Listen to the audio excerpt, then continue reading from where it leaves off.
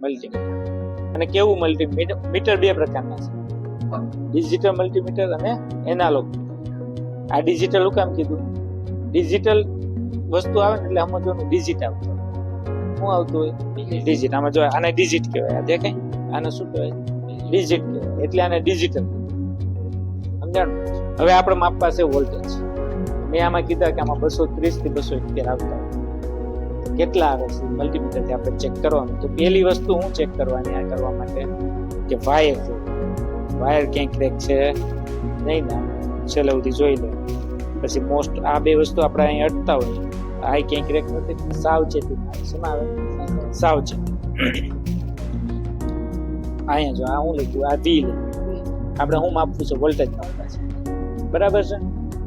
વી લખ્યું છે ને, જો અહીંયા નિશાની કેવી છે, અને સાઇન વેવ કેવું. કેવું વેવ કહેવાય?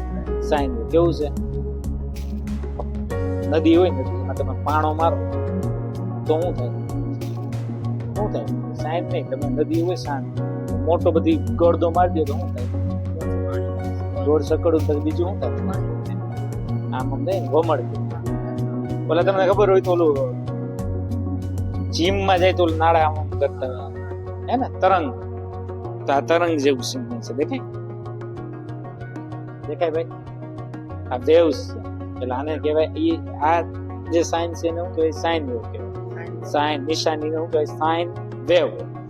આવું જે આવે મીટર એસી માપતું. એસી વોલ્ટ આવે.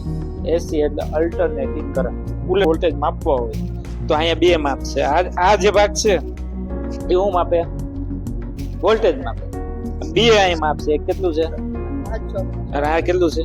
200. આમાં કેટલા આવે? 230. તો આપણે 200 ઉપર રાખી દઉં? ન રાખવાનું. 200 ઉપર રાખીશું તો શું થાય? અહીંયા ભડાકો. એટલે આપણે ક્યારેક જે માપવું એના કરતા ખબર ના હોય તો મેક્સિમમ રાખવા. યાદ રાખવાનું.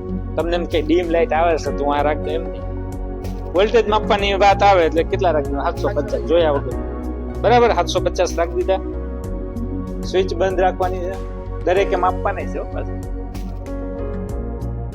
જો હવે સ્વિચ ચાલુ કરું છું. 240 ની આજુબાજુ આવે ને? આવે છે. તો આ એને એટલા વોલ્ટેજ છે, 240. બરાબર? હવે આજે આપણે ટેસ્ટ લેમ્પ એ શું કામ આવે છે, ટેસ્ટ લેમ્પનો શું ઉપયોગ છે એના વિશે જાણીશું. મિત્રો, ટેસ્ટની મદદથી આપણે ફેઝ આવે છે કે એ માત્ર ટેસ્ટ કરી શકશું, પરંતુ ફેઝ આવતો પણ ન્યુટ્રલ આવે છે કે નહીં એ કેમ કરવું છે? ઘણીવાર એવું બને કે આપણે બોર્ડ ખોલ્યું, એમાં ફેઝ આપણે ટેસ્ટરથી ચેક કરતા ફેઝ બતાવતો હોય, ટેસ્ટર ગ્લો થતો એટલે ફેઝ આવે છે, છતાં પણ તેનાથી લોડ ચાલુ થતો હોય, એટલે પંખો ચાલુ ના થતો હોય, લાઇટ ચાલુ ન થતી હોય. તો આવી વખતે ઘણીવાર કેવું થાય કે ન્યુટ્રલ છે, ફેઝ અને ન્યુટ્રલ બંને મળવા જરૂરી હોય છે, અને તો ન્યુટ્રલ ક્યાંકથી કપાઈ જતું હોય છે.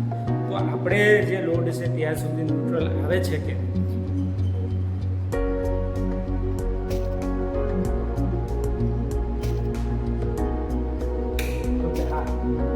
ફેઝ અને ન્યુટ્રલ બંને આવે છે એટલે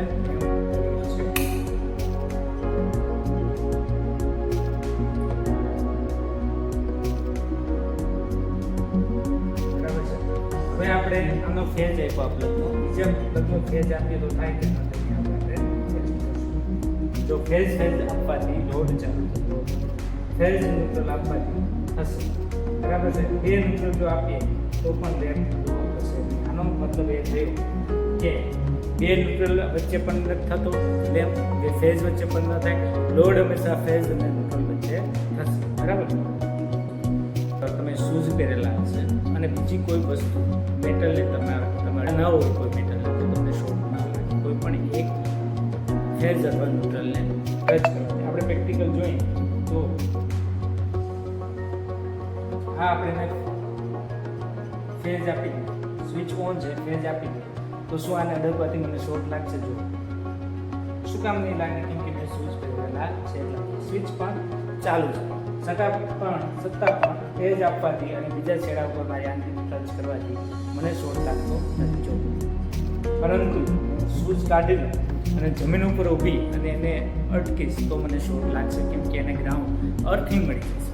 અથવા હું આમ ટેકો લઈ અને પછી પણ વસ્તુને ટેકો લઈ પછી પણ જો આને ટચ કરી તો પણ શોર્ટ લાગશે.